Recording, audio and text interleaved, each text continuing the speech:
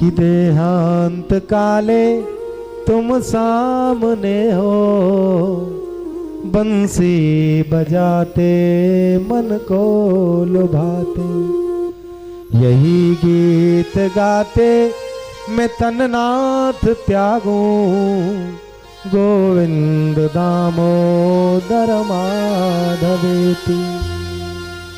श्री गंगा जी का तट हो, यमुना का बंसी बट हो, मेरा सांवरा निकट हो, जब प्राण तन से निकले कि घनश्याम जल्दी आना, नहीं हमको भूल जाना, मुरली की धुन सुनाना, जब प्राण तन से निकले। इससे सुंदर मृत्यु नहीं हो सकती। आज तुम मेरे सामने खड़े हुए हो कि जन्म जन्म मुनि जतन कराही, अंत राम कहे आवत नाही। राम सिया राम जय जय राम, मेरे राम। राम सिया राम जय जय राम। हो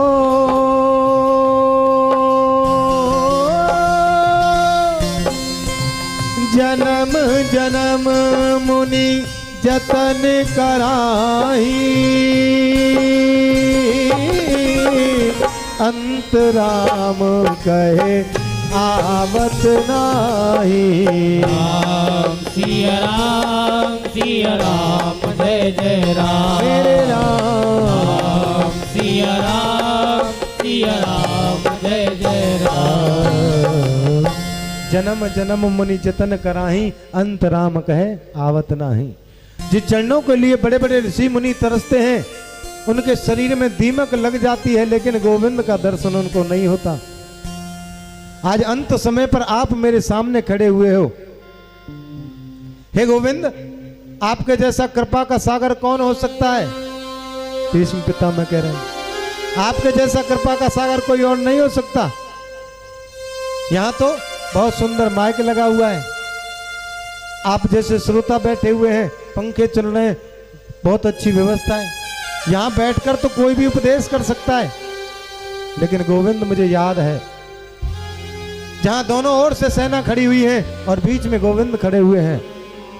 चारों तरफ से बाणों की बौछार हो रही है, पता नहीं कौन सा बाण आकर के छाती के आर पार हो जाए।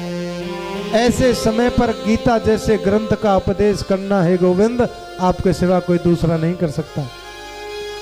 और मैंने सुना कि आपने प्रतिज्ञा की है कि मैं युद्ध में अस्त्र शस्त्र नहीं उठाऊंगा, तो गोविंद मैंने भी प्रतिज्ञा कर ली कि आज जो हरहीन शस्त्र गाऊं, तो लाजू गंगा जननी को, मैं शांतनु सुत ना कहूं।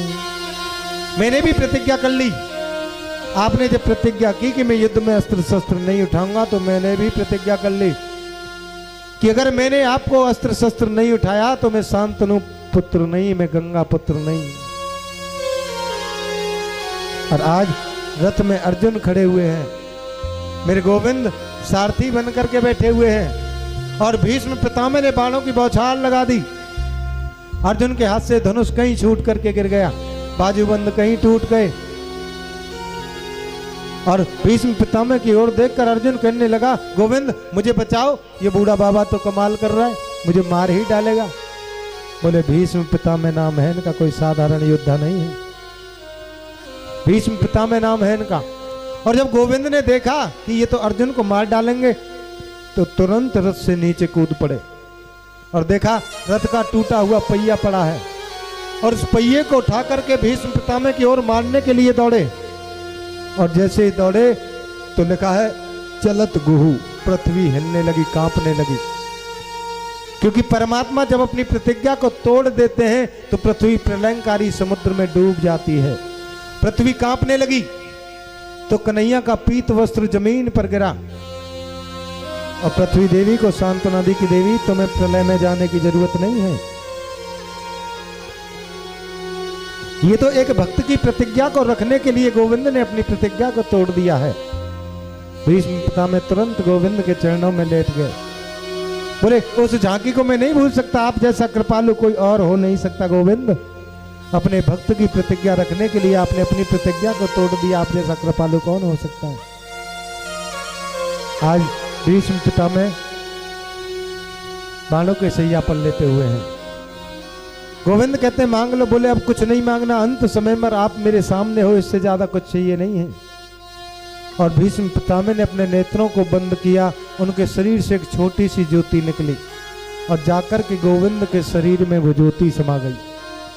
मेरे गोविंद ने भीष्म पितामह को सानुज्य मुक्ति प्रदान की। कौन सी मुक्ति? सानुज्य मुक्ति। मेरे गोविंद बड़े कृपामयी हैं, करुणा के सागर हैं। लेकिन हमारे साथ समस्या क्या है? हमारी जो भक्ति है वो श्रेष्ठ नहीं है। हमारी भक्ति बिल्कुल भी श्रेष्ठ नहीं है। हमारी भक्ति है मांगने वाली, स्वार्थ वाली। हमने 5 रुपए वाला पिलपिला अमरूद चढ़ा दिया भगवान को और उसके बदले क्या मांगेंगे? छोरा की नौकरी लग जाए, लाला बहू को बेटा आ जाए। ये हमारी भक्ति है। ये जो भक्ति है ये श्रेष्ठ नहीं है। ये लेन देन वाली भक्ति भगवान को बिल्कुल पसंद नहीं है। परमात्मा के चरणों में जो भक्ति की जाए वो निष्काम की जाए, निष्कपट की जाए, निस्वार्थ की जाए। जो लेन देन वाली हम भक्ति करते हैं ये भगवान को बिल्कुल अच्छा नहीं लगता है। भगवान के चरणों में निष्काम भाव से आप जाइए। दक्षिण में एक संत हुए रामदास जी महाराज, बड़े अच्छे संत थे, भगवान राम के बड़े प्रेमी। और एक दिन भगवान के चरणों में बैठे हुए हैं और कहने लगे कि मैं अगर मांगू तुझे, कि मैं अगर मांगू तुझे, हे राम जी अगर मैं तुमसे कुछ मांगू, कि मैं अगर मांगू तुझे, तू न देना कुछ मुझे, वरना आशिक नहीं मजदूर हो जाऊंगा मैं। हे राम जी अगर मैं तुमसे मांगने की गलती करूं भी तो तुम देने की गलती कभी मत करना, वरना मैं तुम्हारा प्रेमी नहीं, मैं तो तुम्हारा मजदूर हो जाऊंगा। आपने मुझे 20 रुपए दिए, मैंने उसके बदले आपको कोई वस्तु दे दी, तो मेरा आपका प्रेम नहीं है, वो तो व्यापार हो जाता है। इसलिए परमात्मा के चरणों में जो भक्ति करे वो बिल्कुल निष्काम करें। भीष्म पितामह के जाने के बाद पांडव लोग तो रोने लगे, तो गोविंद समझाने लगे कि देखो ऐसे महापुरुष के जाने के बाद कभी रोना नहीं चाहिए। ये तो महापुरुष हैं, महाआत्मा हैं, इनके लिए तो सत्संग करो, कीर्तन करो, सारे संस्कार पूर्ण करवाए। हमारे साथ सबसे बड़ी समस्या क्या है कि हम अपने आप को ही श्रेष्ठ मानते हैं। ये हमारे साथ सबसे बड़ी समस्या है। एक बार बड़े भाव के साथ गोविंद के दरबार में चलना है, मीठी मीठी तालियों के साथ। जिसकी कृपा से ये सब कुछ हमको मिला है, उस गोविंद के दरबार में बड़े भाव के साथ चलेंगे, मीठी मीठी तालियां बजाते हुए। मुझे तूने मालिक बहुत कुछ दिया है, तेरा शुक्रिया है, तेरा शुक्रिया है। मुझे तूने मालिक बहुत कुछ दिया है, तेरा शुक्रिया है, तेरा शुक्रिया है। ओ मुझे तूने दाता बहुत कुछ दिया है, मुझे तूने दाता बहुत कुछ दिया है, तेरा शुक्रिया है, तेरा शुक्रिया है, तेरा शुक्रिया है, तेरा शुक्रिया हरि बोल। है।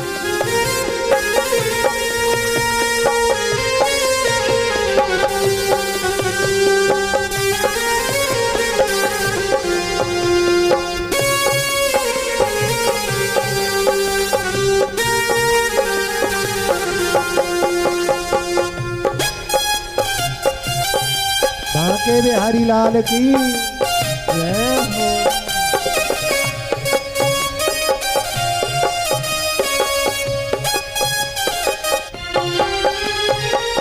न मिलती अगर दी हुई दात तेरी, तो क्या थी जमाने में औकात मेरी।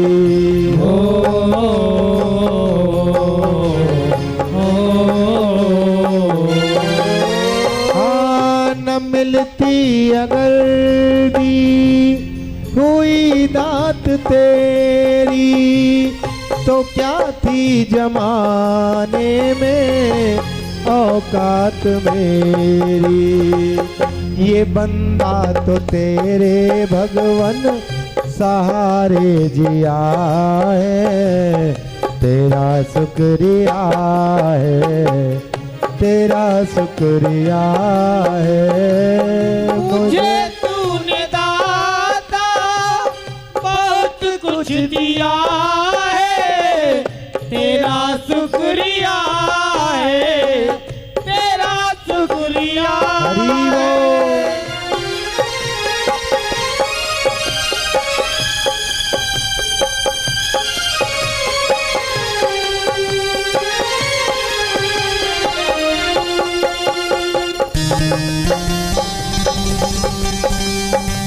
हरि हरि।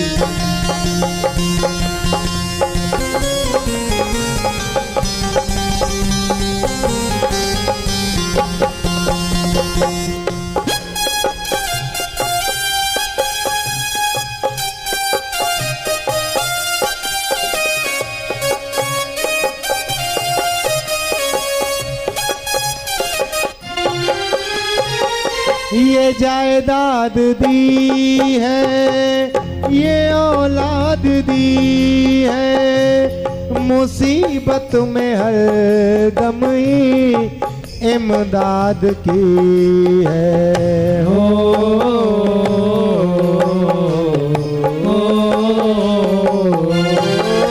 हाँ, ये जायदाद दी है, ये औलाद दी है, मुसीबत में हर दम ही इमदाद की है। तेरा ही दिया मैंने खाया पिया है, तेरा शुक्रिया है, तेरा शुक्रिया है। मुझे तूने दाता हरि बोल। बहुत कुछ दिया है, तेरा शुक्रिया है, तेरा शुक्रिया है।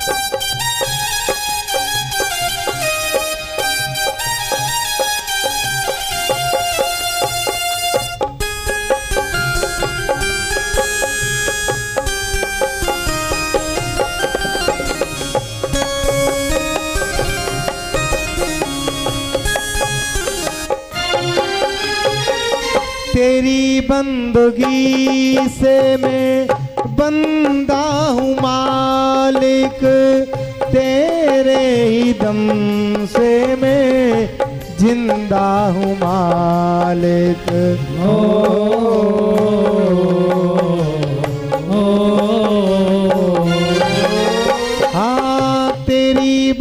जिंदगी से मैं बंदा हूँ मालिक, तेरे ही दम से मैं जिंदा हूँ मालिक।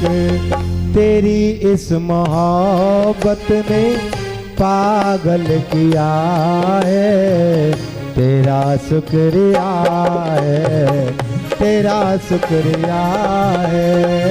मुझे तूने दाता बहुत कुछ दिया है, तेरा शुक्रिया है, तेरा शुक्रिया है। हाँ तेरा शुक्रिया है, तेरा शुक्रिया है, तेरा शुक्रिया है, तेरा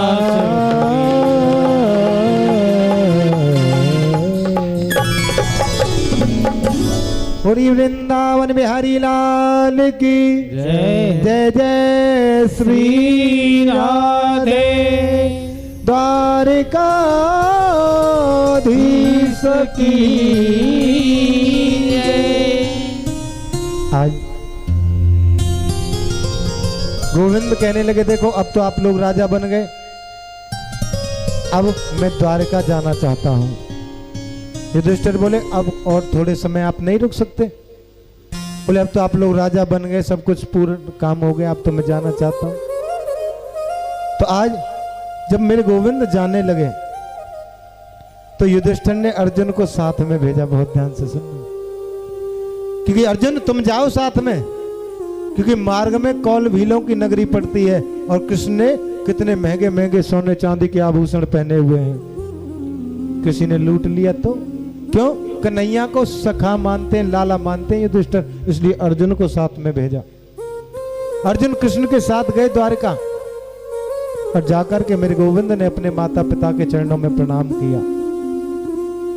क्योंकि जो लोग अभिवादनशील होते हैं, जो बड़ों का सम्मान करते हैं, गुरुजनों का सम्मान करते हैं, माता पिता का सम्मान करते हैं, संतों का सम्मान करते हैं, उनकी चार चीजें ऑटोमेटिक बढ़ जाती हैं। कौन कौन सी?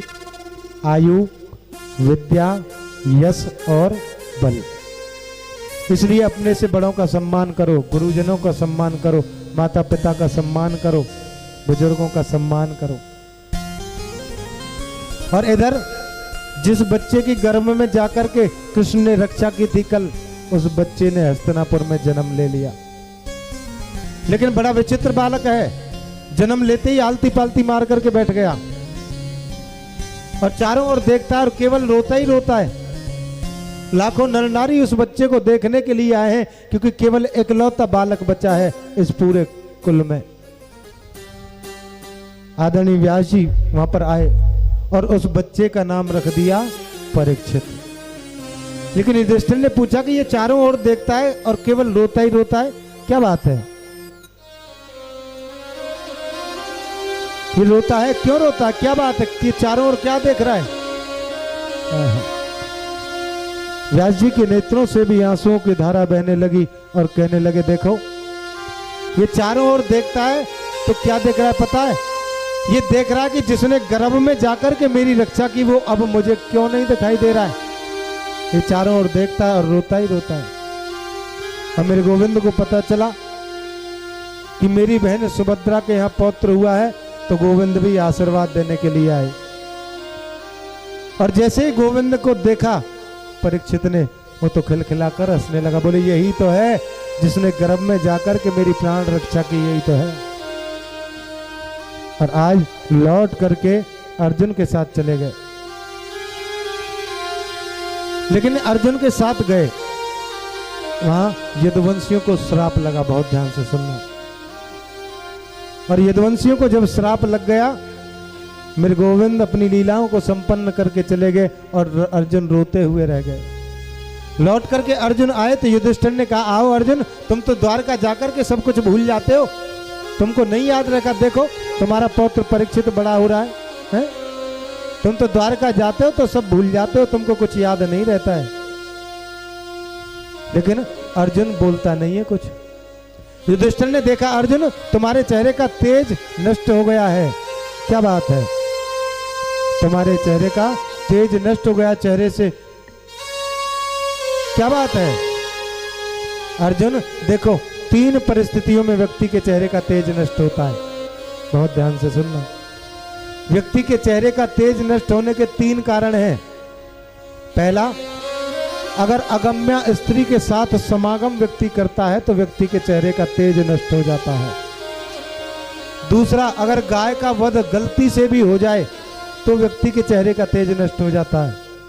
और तीसरा, जिससे हम बहुत प्रेम करते हैं, जिसके बिना हमने जीवन में जीने की कल्पना कभी नहीं की, अगर वो व्यक्ति हमें छोड़ करके चला जाए तो व्यक्ति के चेहरे का तेज नष्ट हो जाता है। अर्जुन, तुमसे तो ऐसी कोई गलती नहीं हो गई, क्या बात है? अर्जुन धड़ाम से युधिष्ठिर के चरणों में गिर पड़े कि वंचितो अहम महाराजा हरिणा बंधो रूपिणा ये न मे प्रहतम तेजो देव विस्मापनम महत। अर्जुन कहते हैं, भैया जिन कृष्ण के बिना जीवन में हमने जीने की कभी कल्पना नहीं की, वही प्राण वल्लभ कृष्ण हमें छोड़ करके चले गए। वही हमारे प्राण वल्लभ कृष्ण हमें छोड़ करके चले गए। युधिष्ठिर ने जब सुना कि कृष्ण छोड़ करके चले गए, बोले अर्जुन तुम इतने दिन बाद आए, और आए तो कैसा समाचार, अप्रिय समाचार लेकर के आए। अब हमको यहां नहीं रहना है। और माता कुंती ने सुना, पीछे खड़ी हुई है दरवाजे के पीछे, और जैसे ही सुना कि हमारे प्राण वल्लभ कृष्ण हमें छोड़ करके चले गए, धड़ाम से जमीन पर माता कुंती गिर पड़ी और उनका प्राणांत हो गया। जैसे राम राम कहे राम कहे, अरे राम राम कहे राम, तनु पर हरे रघुवर विरह, राम गयो सुरधाम। जैसे राम राम कहते हुए महाराज दशरथ ने अपने 5 भौतिक शरीर को त्याग दिया, ऐसे ही कृष्ण कृष्ण कहते कहते माता कुंती ने अपने प्राणों को त्याग दिया। आज युधिष्ठिर कहते हैं, अर्जुन इतने दिन बाद तुम आए और ऐसा अप्रिय समाचार लेकर के आए, अब हमको यहाँ नहीं रहना है। जब हमारे प्राण वल्लभ कृष्ण ही हमें छोड़ करके चले गए तो हम यहाँ रहकर क्या करेंगे? और किया क्या? छोटे से परीक्षित को राजगद्दी पर बिठा दिया। परीक्षित बहुत छोटे हैं, इतने बड़े। बोले परीक्षित, कहने लगे बाबा आप ये क्या कर रहे हैं? मैं तो अभी बहुत छोटा हूं और इतना बड़ा राज्य मैं कैसे संभालूंगा? युधिष्ठिर कहने लगे, देखो परीक्षित, गुरुजनों से सलाह लो, गुरुजनों का आशीर्वाद लो, उनकी सलाह से सब काम करो। और परीक्षित 3 बातें जीवन में बहुत ध्यान रखना। कौन कौन सी? कि देखो, घर में अगर कोई अतिथि आ जाए तो उसका यथासंभव सत्कार करना, यह हर गृहस्थ का परम कर्तव्य है। दूसरा, आंखों के सामने पाप होते नहीं देखना है।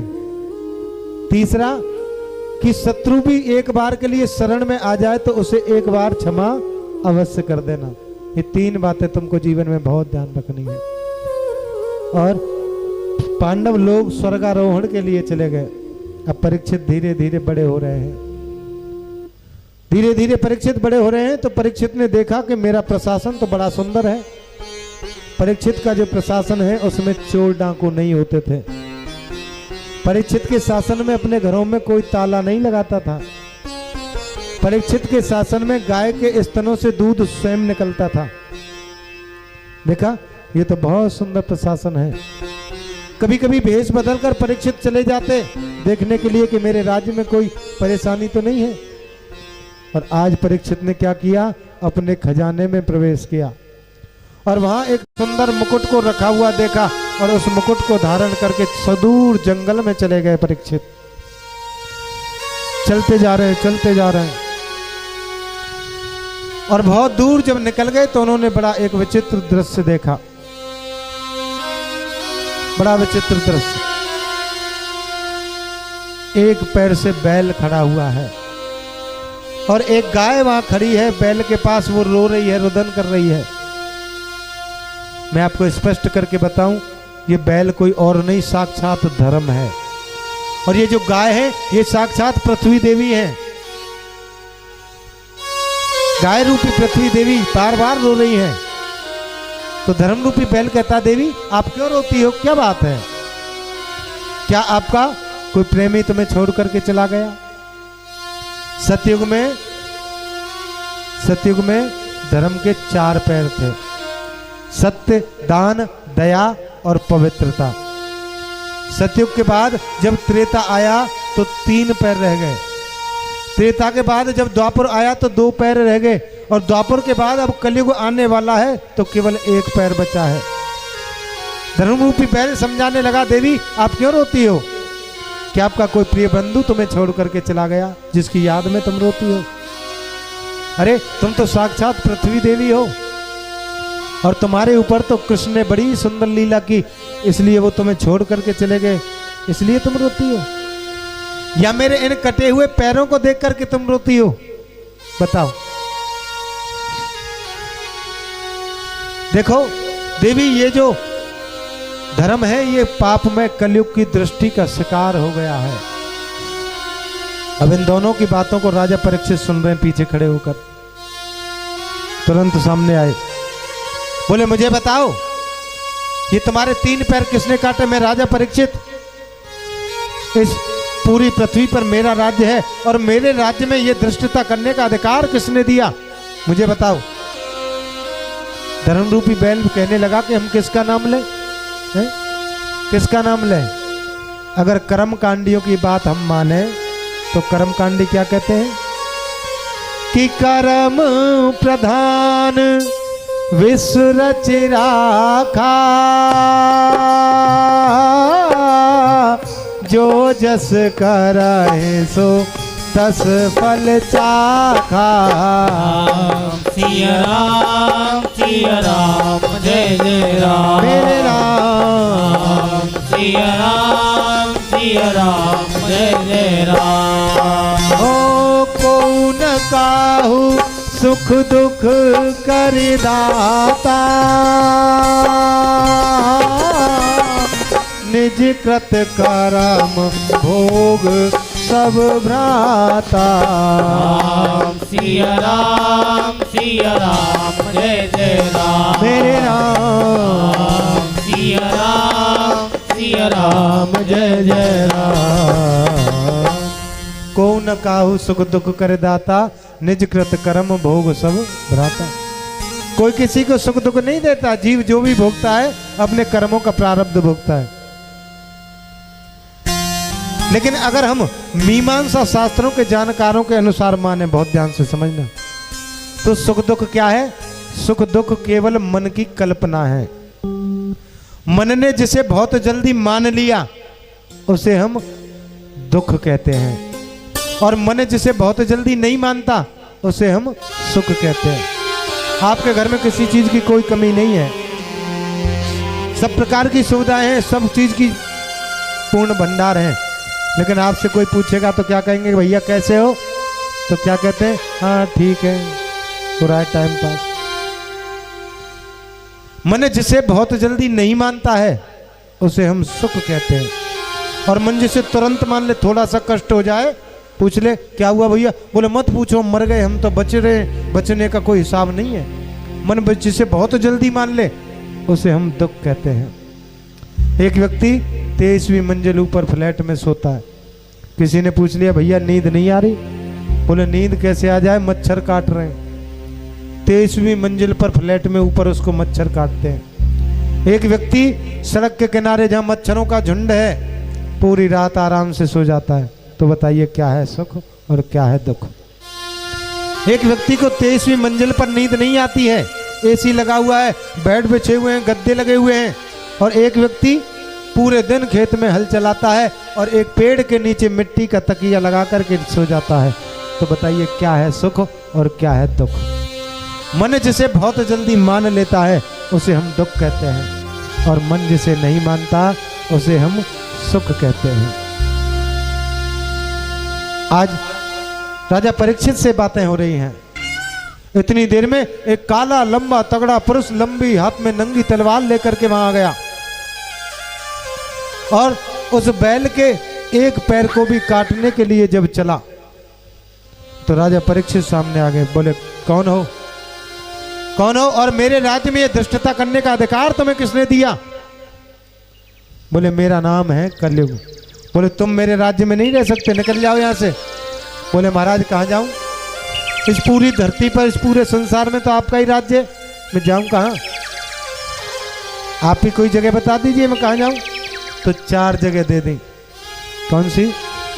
द्यूतम, पानम, स्त्रीय, सूना। द्यूतम माने जुआ, जुए में कपट के रूप में कलयुग वास करता है।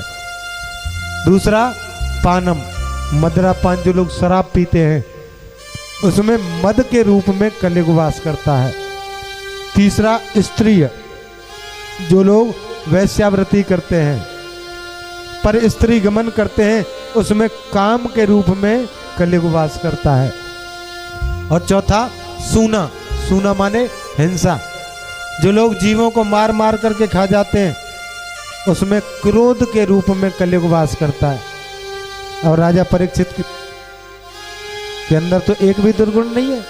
कलयुग ने देखा कि राजा परीक्षित में इन चारों में से एक भी गुण नहीं है और जब तक राजा के ऊपर अधिकार न हो तो रहने का क्या फायदा।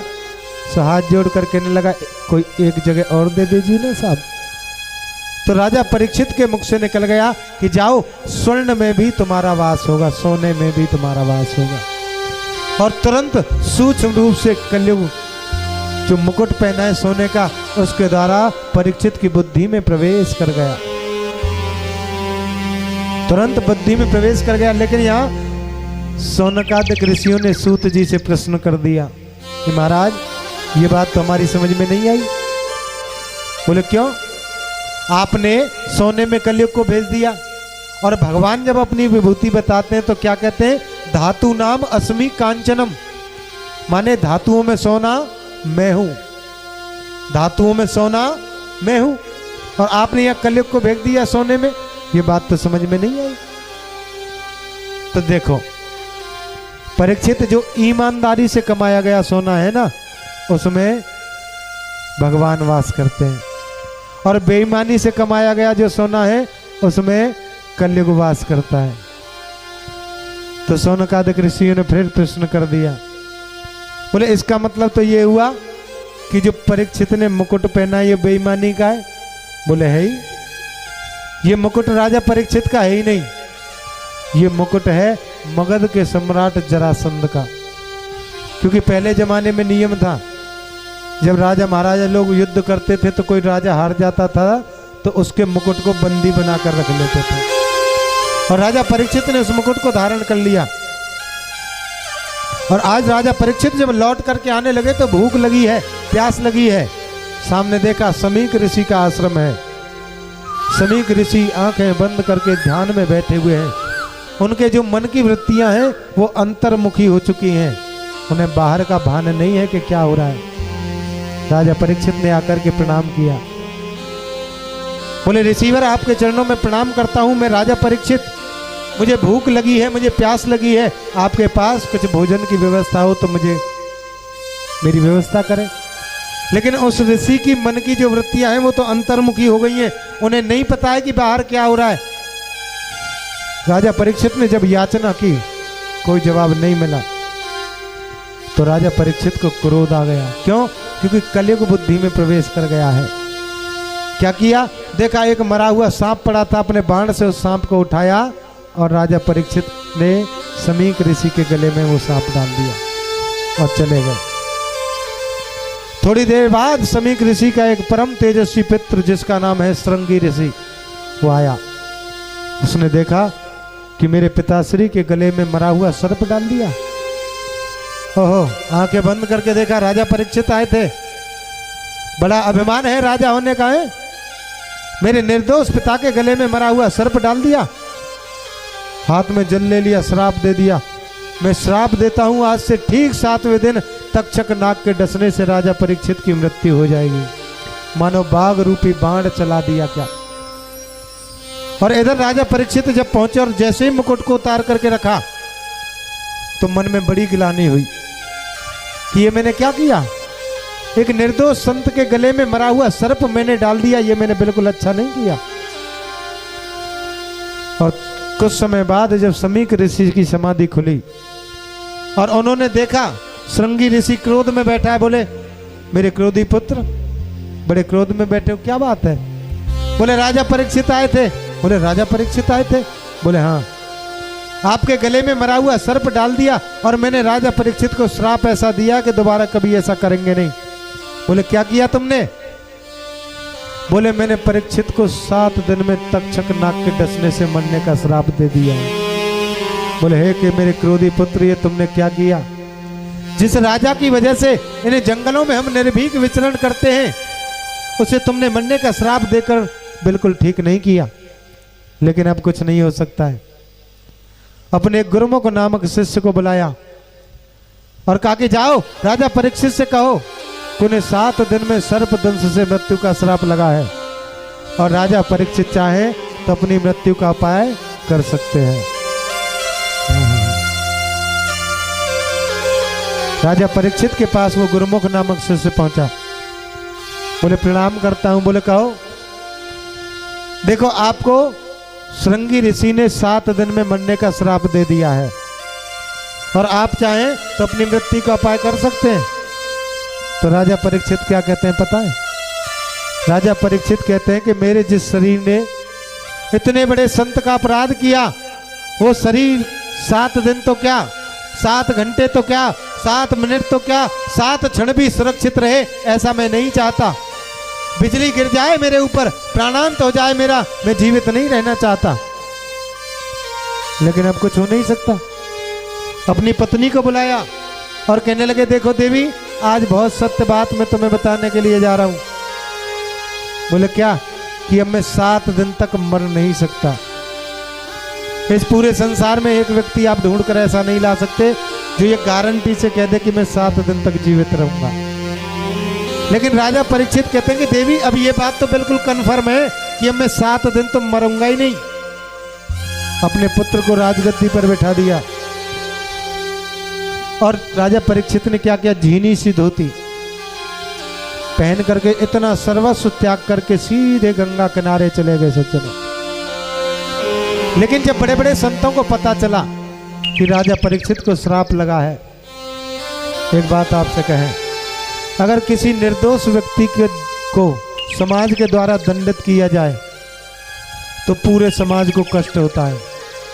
बड़े बड़े संतों को पता चला, बड़े बड़े संतों को जब पता चला कि राजा परीक्षित को 7 दिन में मरने का श्राप लगा है तो बड़े बड़े संत वहां पर एकत्रित हो गए। भृगु, अंगिरा, कश्यप, वामदेव, अत्रि, वशिष्ठ, च्यवन, गौतम, दुर्वासा, बड़े बड़े संत। और इतने बड़े बड़े संत बैठे हुए हैं, तकरीबन 25,000 संतों की भीड़ वहां पर लग गई। लेकिन कोई भी ये फैसला नहीं कर पाया कि राजा परीक्षित को 7 दिन में मुक्ति कैसे मिले। अब परीक्षित की सभा में कितने बड़े बड़े संत बैठे। परीक्षित की सभा में ब्रह्मा जी के पुत्र वशिष्ठ मुनि बैठे। वशिष्ठ जी के पुत्र शक्ति तो रहे नहीं, शक्ति के पुत्र पाराशर मुनि बैठे हुए हैं। पाराशर मुनि के पुत्र वेद व्यास जी बैठे हुए हैं। लेकिन कोई भी ये फैसला नहीं कर पाया कि परीक्षित को 7 दिन में मुक्ति कैसे मिले। लेकिन सूत जी कहते हैं ऋषियों वहां से बहुत दूर पर मेरे गोविंद के परम लाडले भक्त आदरणीय सुखदेव स्वामी भगवान की समाधि में बैठे हुए हैं। तो सुखदेव का मन कहता है कि चलो राजा परीक्षित के पास, बार बार मन कहता है। और सुखदेव स्वामी चल दिए। लेकिन अब आप सोच रहे होंगे कि इतना बड़ा संत आ रहा है तो बहुत भीड़ लगी होगी, क्योंकि आजकल तो कोई 2-4 हजार चेला चेली बना ले तो उसके पीछे भीड़ लग जाती है, 10-20 गाड़ियां लग जाती हैं। और सुखदेव स्वामी तो भगवान के अवतार है, इतना बड़ा संत आ रहा है तो बहुत भीड़ लगी होगी। आप दर्शन करें सुखदेव स्वामी कैसे हैं। 16 वर्षीय प्रतीत होते हैं सुखदेव स्वामी। बहुत चौड़ा वक्ष स्थल है, नीलमणि जैसा दमकता हुआ चेहरा है और शरीर पर कौपीन के अलावा कोई दूसरा वस्त्र नहीं है। और भीड़ कोई भी भीड़ नहीं है।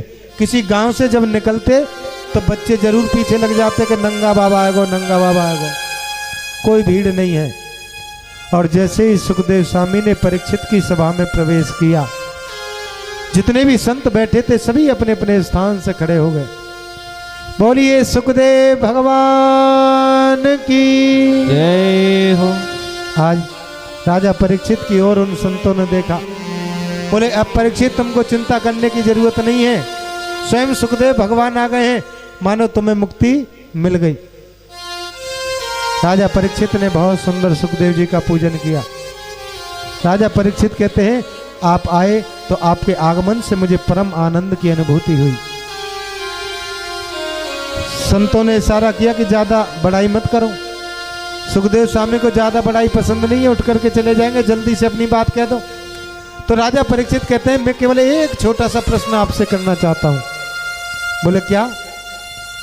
कियतः प्रक्षामि संसिद्धि योगिना परमं गुरुं पुरुषस्य हयत कार्य म्रियापाणस्य सर्वथा। केवल एक प्रश्न कर दिया छोटा सा। बोले क्या? कि जल्दी मरने वाले व्यक्ति की मुक्ति का उपाय क्या है? एक प्रश्न। जल्दी मरने वाले व्यक्ति को क्या करना चाहिए? और इस बात को जब आदरणीय सुखदेव स्वामी ने सुना तो उनके मन में आनंद की हिलोरें उठने लगी। बोले परीक्षित ये जो प्रश्न तुमने किया है ना, ये केवल अपने लिए नहीं किया है, ये तुमने पूरे समाज के कल्याण के लिए प्रश्न किया है। देखो परीक्षित, सतयुग में व्यक्ति की उम्र कितनी थी? 1 लाख वर्ष। सतयुग में व्यक्ति की उम्र थी 1 लाख वर्ष। और सतयुग के बाद जब त्रेता आया तो 1 लाख में से 1 जीरो हट गई। उम्र कितनी बची? 1 लाख में से 1 जीरो हटा देंगे तो उम्र बची 10,000 वर्ष। त्रेता के बाद जब द्वापर आया तो 1 जीरो और हट गई, उम्र कितनी बची? 1000 वर्ष। और द्वापर के बाद जब कलयुग आ रहा है तो उम्र 1 जीरो और हट गई, उम्र कितनी बची? 100 वर्ष। 100 वर्ष तो कोई कोई जीता है और जी लेता है कोई 100 वर्ष, तो बड़े अभिमान से कहता है कि हम 100 वर्ष के हैं गए। अरे भैया 100 वर्ष तो आदमी को कलयुग के अनुसार जीना ही चाहिए, इसमें तो कोई बड़ी बात नहीं है। लेकिन गवर्नमेंट के अनुसार हमारे जो जीवन का आकलन है वो क्या है पता है? 55 और 60 के बीच का, ये एवरेज है हमारा। अब इन 100 वर्षों में हमें आपको हिसाब बताएं। 100 वर्षों का हिसाब हम क्या करते हैं पता है? 24 घंटे का दिन होता है, 12 घंटे की रात और 12 घंटे का दिन।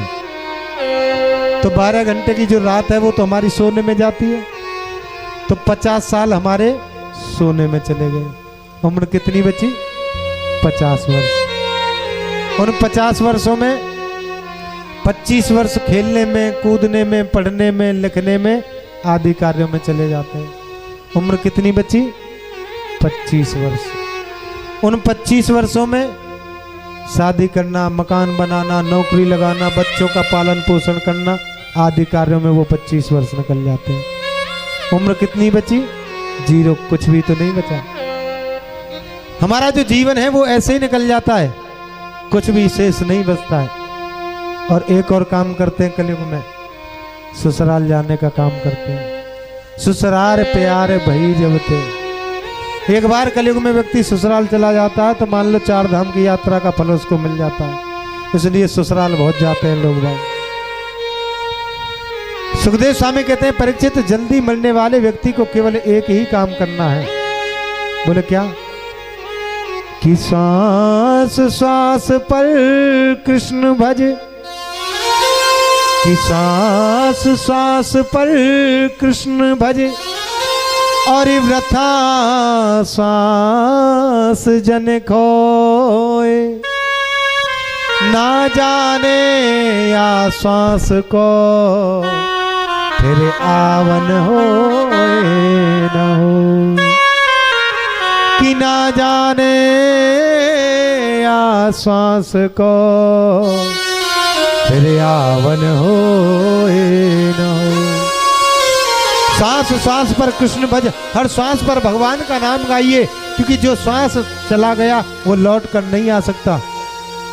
जल्दी मरने वाले व्यक्ति को केवल चलते फिरते, उठते बैठते, नाचते गाते, खेलते कूदते, हर परिस्थिति में केवल परमात्मा का चिंतन करना है।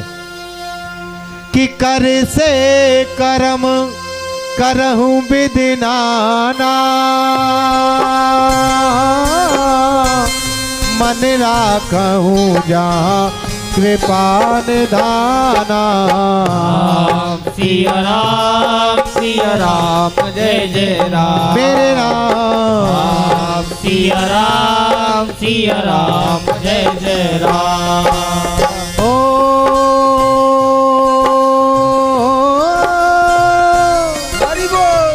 कर से करम करहूं विधि नाना,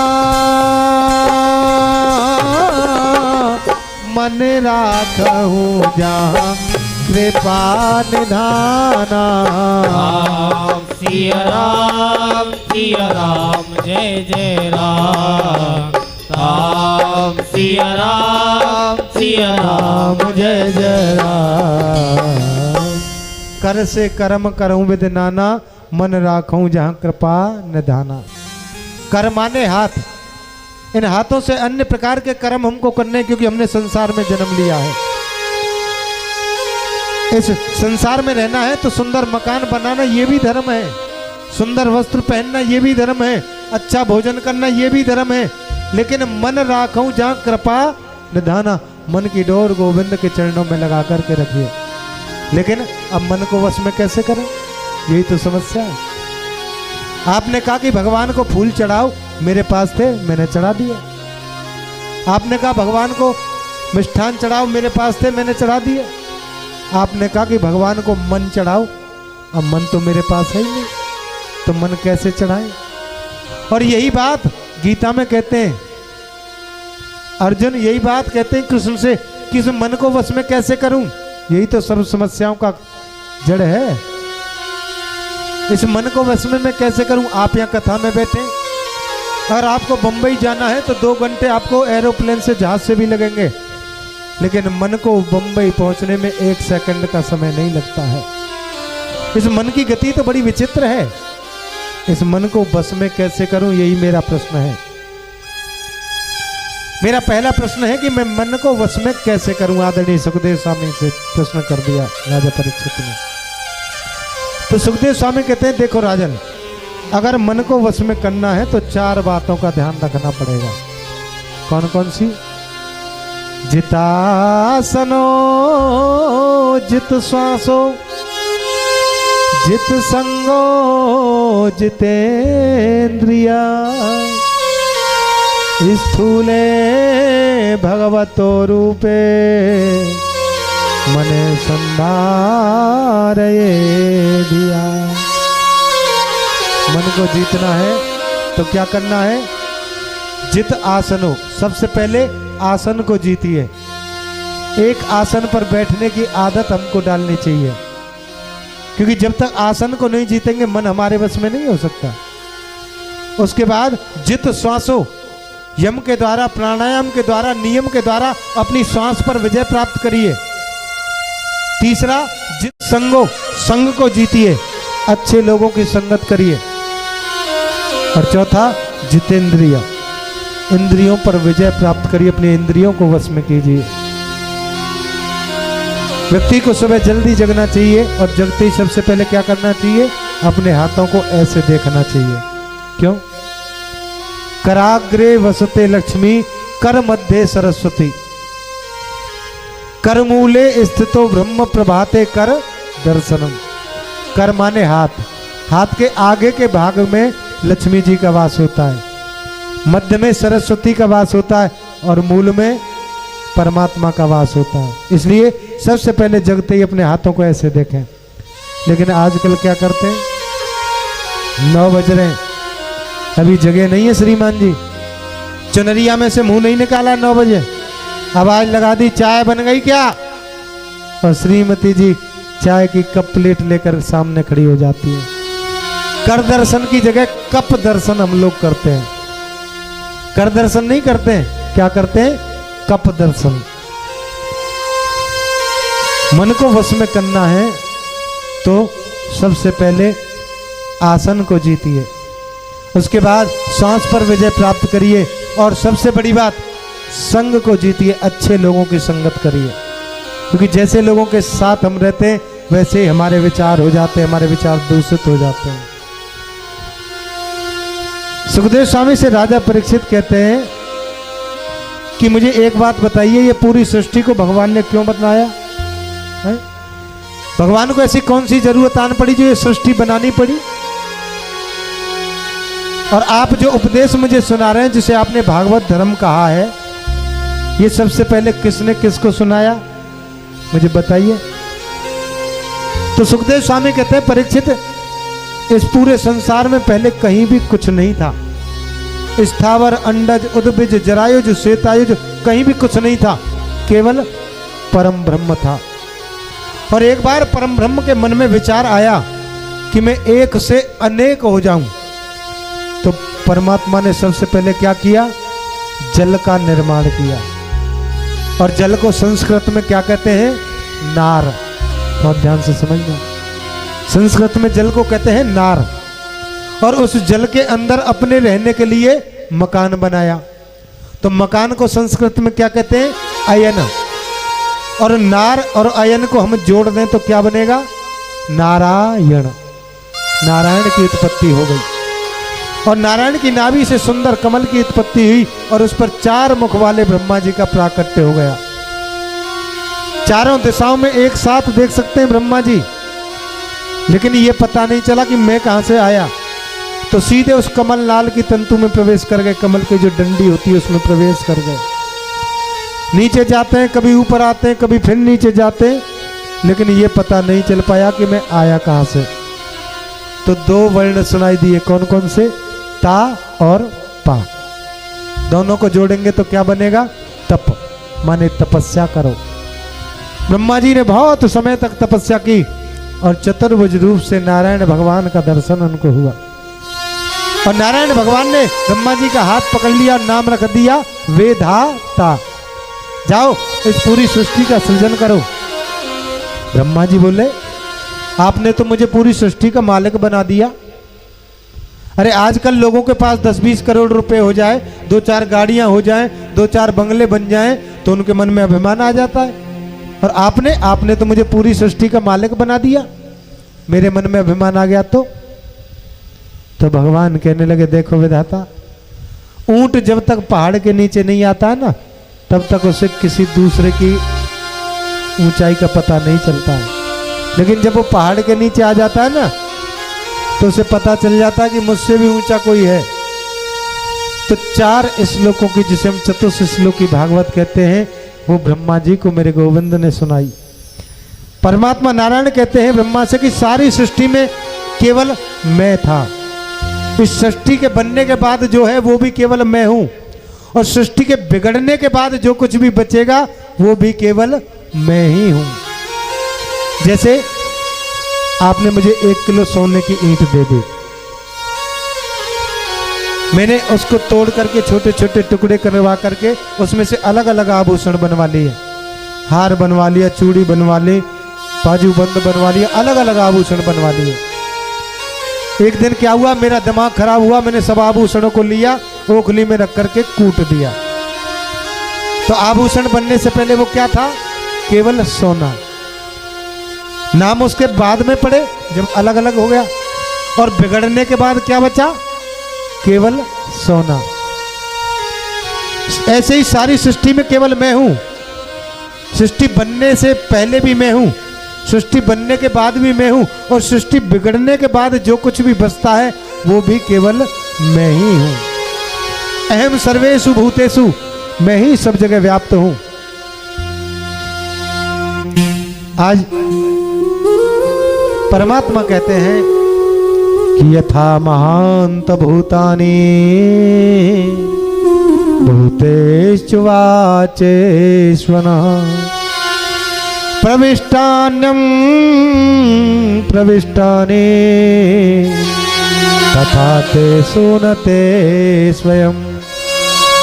कहते हैं पृथ्वी, जल, वायु, अग्नि, आकाश, इन 5 तत्वों से पूरी दुनिया बनी हुई है। मैं भी इन 5 तत्वों से बना हूं, आप भी इन 5 तत्वों से बने हुए हैं। एक हाथी भी इन 5 तत्वों से बना है, एक चींटी भी इन 5 तत्वों से बनी हुई है। कि छित जल पावक गगन समीरा, पंच रचित अति अधम शरीरा। राम सिया राम जय जय राम। मेरे राम सिया राम जय जय राम। ओ चित जल पावक गगन समीरा, पंच रचित अति अधम शरीरा।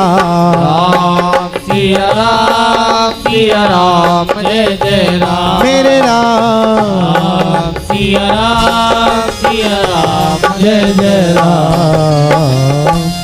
चित जल पावक गगन समीरा, पंच रचित अति अधम शरीरा। हम भी इन 5 तत्वों से बने हैं। एक हाथी भी इन 5 तत्वों से बना है, एक चींटी भी इन 5 तत्वों से बनी हुई है। ऐसे ही सारी दुनिया में रहकर भी मैं दुनिया से अलग हूँ, और दुनिया से अलग रहकर भी सारी दुनिया में मैं ही व्याप्त हूँ। इस सृष्टि के बनने के बाद जो बचता है वो भी केवल मैं हूँ। इस सृष्टि के बिगड़ने के बाद जो कुछ भी बचता है वो भी केवल मैं ही तो हूँ। अच्छा परीक्षित, एक बात बताओ। सुखदेव स्वामी कह रहे हैं, ये बात बताओ कि भगवान जल्दी किसको मिलते होंगे? बोले भगवान जल्दी इसको मिलते होंगे जो दिन में 5 बार स्नान करता होगा।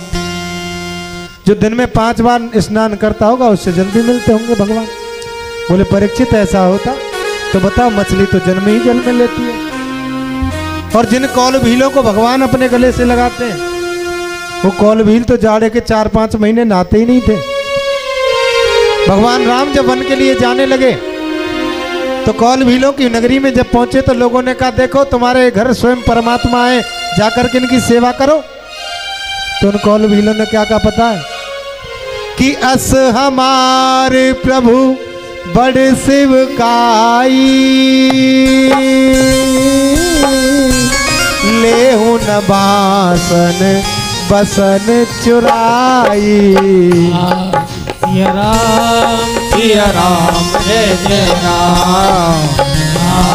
सिया राम जय जय राम। ओ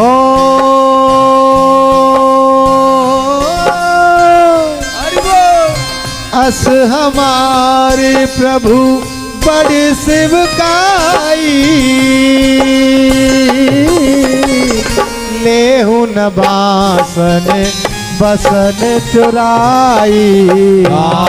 सिया राम जय जय राम। मेरे राम सिया राम जय जय राम। वो कौल भील कहते हैं कि असो हमार प्रभु बड़ सेवकाई, लेव न बासन बसन चुराई। अरे महाराज, आपका ये जो सोटा लगोटा है ना, ये हमने नहीं छिनाया, यही हमारी सबसे बड़ी सेवा है। ऐसे कौल भीलों को मेरे गोविंद अपने गले से लगाते हैं। बोले अच्छा, ये नहीं देखते होंगे कि नहाता है कि नहीं नहाता, ये नहीं देखते होंगे, तो ये तो जरूर देखते होंगे कि कितनी लंबी उम्र का, बड़ी बड़ी लंबी उम्र के वालों को मिलते होंगे भगवान। बोले ऐसा होता तो बताओ, ध्रुव जी की उम्र कितनी थी? 5-7 वर्ष की उम्र थी। बोले अच्छा, उम्र भी नहीं देखते होंगे तो ये तो जरूर देखते होंगे कि विद्वान कितना है। पढ़े लिखे को, विद्वान को मिलते होंगे परमात्मा। बोले ऐसा होता तो बताओ, मीराबाई ने कभी कॉलेज का मुख देखा?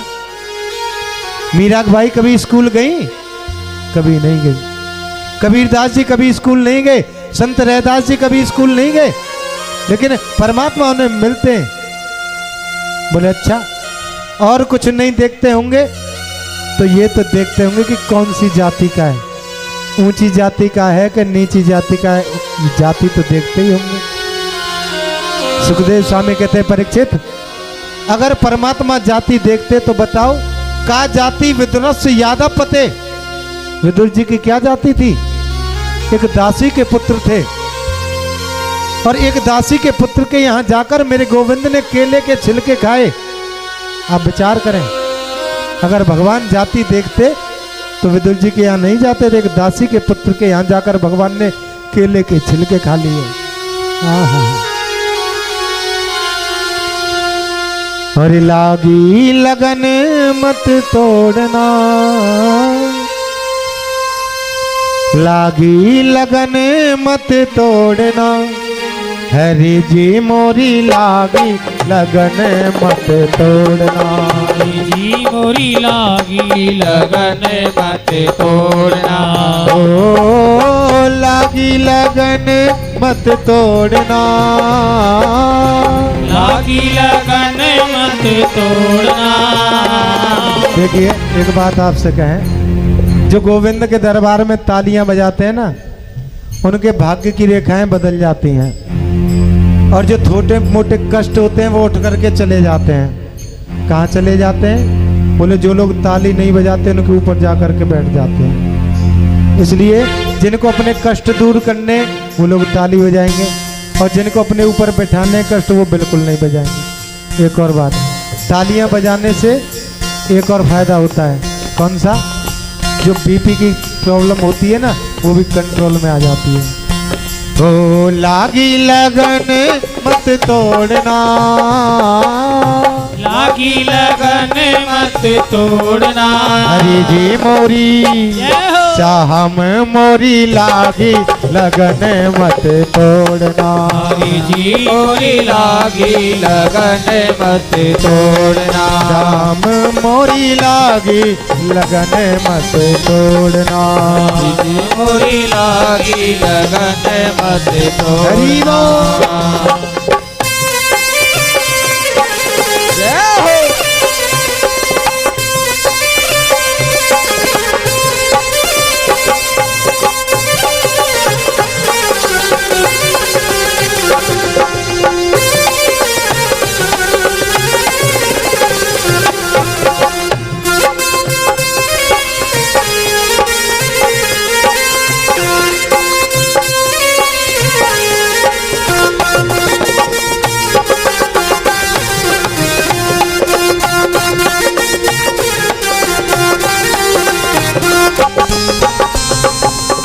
खेती बोवाई मैंने तेरे नाम की, खेती बोवाई मैंने तेरे नाम की। खेती बोवाई मैंने तेरे नाम की, खेती बोवाई मैंने तेरे नाम की। खेती बोवाई मैंने तेरे नाम की, खेती बोवाई मैंने तेरे नाम की। मेरे भरोसे मत छोड़ना, मेरे भरोसे मत तोड़ना। हरि जी मोरी श्याम मोरी लागी लगन मत तोड़ना। हरि जी मोरी लागी लगन मत तोड़ना। श्याम मोरी लागी लगन मत तोड़ना। मोरी लागी लगन मत तोड़ना। हरि वो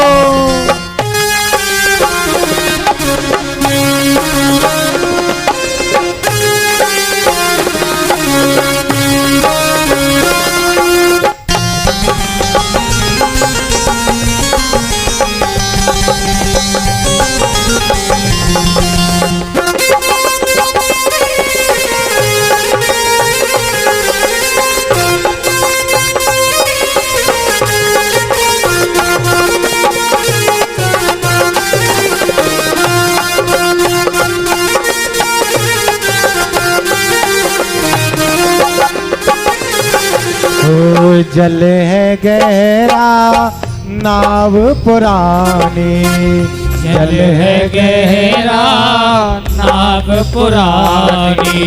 जल है गहरा नाव पुरानी। जल है गहरा नाव पुरानी। जल है गहरा नाव पुरानी। जल है गहरा नाव पुरानी, बीच भंवरे मत छोड़ना। बीच भंवरे गाइए। मत छोड़ना। हरि जी मोरी जय हो। श्याम मोरी लागी लगन मत तोड़ना। हरि जी मोरी लागी लगन मत छोड़ना। श्याम मोरी लागी लगन मत तोड़ना। मोरी लागी लगन मत छोड़ना। जय हो।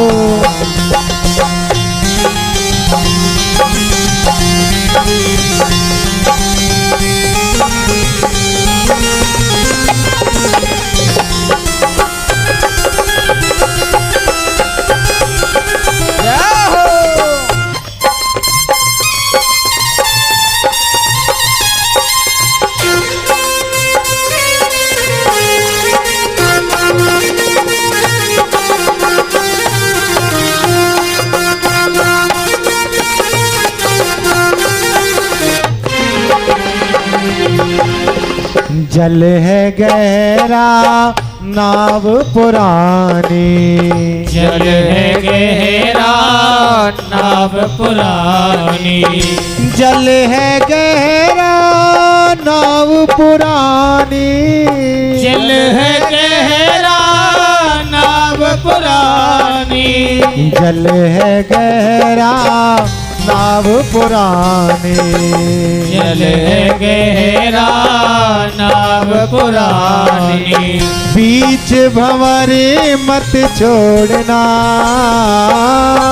बीच भंवरे मत छोड़ना। ओ बीच भंवरे मत छोड़ना। हरि जी मोरी जय हो। श्याम मोरी लागी लगन मत तोड़ना। हरि जी मोरी लागी लगन मत छोड़ना। श्याम मोरी लागी लगन मत तोड़ना। मोरी लागी लगन मत छोड़ना।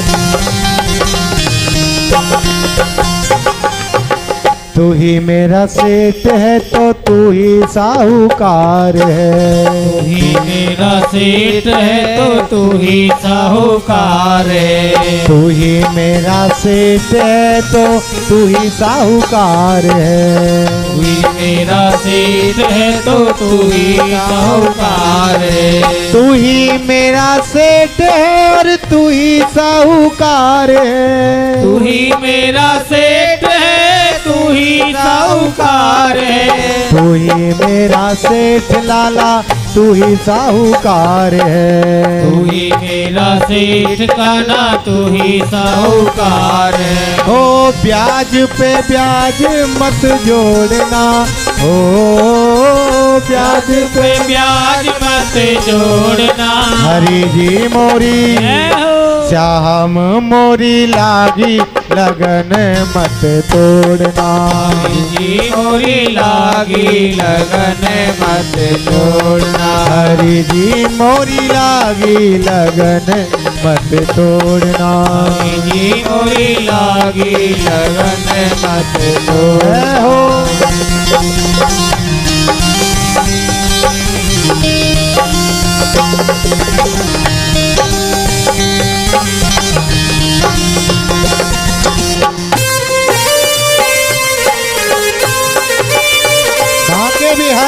की जय हो।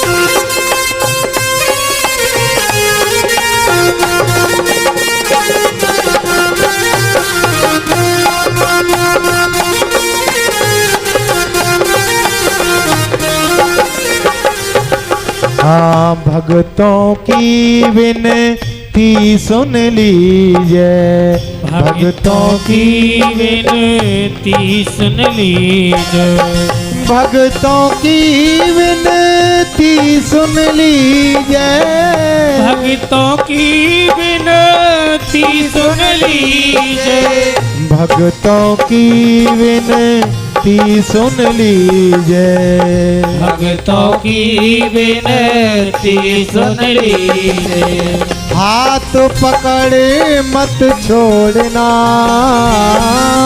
हाथ पकड़े मत छोड़ना, हरि जी मोरी जय हो।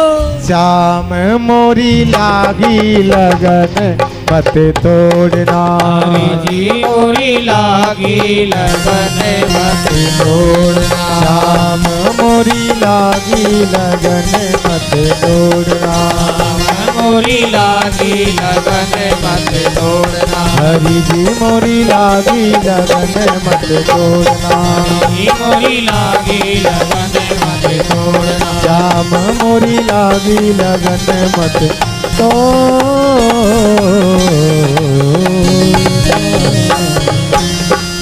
बोलिए वृंदावन बिहारी लाल की जय। जय जय श्री राधे। द्वारकाधीश की जय। देखिए एक बात ये रोज बतानी पड़ेगी, क्योंकि रोज नए नए लोग आएंगे। ऐसे हाथ खड़े करवाते हैं ना, इसका मतलब होता है, इसका मतलब क्या होता है, बैठे बैठे भगवान के चरणों में साष्टांग प्रणाम करना। ऐसे लंबे लेट करके प्रणाम करते हैं, लेकिन कुछ लोग क्या करते हैं, ऐसे हाथ खड़े करते हैं। जो लोग ऐसे हाथ खड़े करते हैं ना, वो इस मृत्यु लोक पर ही पड़े रहना चाहते हैं। कुछ लोग बीच में हाथ खड़े करते हैं ऐसे, जैसे पीछे से आगे वालों को आशीर्वाद दे रहे हैं। जो लोग ऐसे बीच में हाथ खड़े करते हैं, वो इस टेंट के पर्दे की तरह बीच में ही लटके रह जाते हैं, ना उधर ना उधर। और कुछ लोग बिल्कुल सीधे हाथ खड़े कर देते हैं और अपने आप को पूर्ण रूप से परमात्मा के चरणों में समर्पित कर देते हैं। तो देखने वाली बात क्या है, कौन कौन यहाँ रहना चाहता है?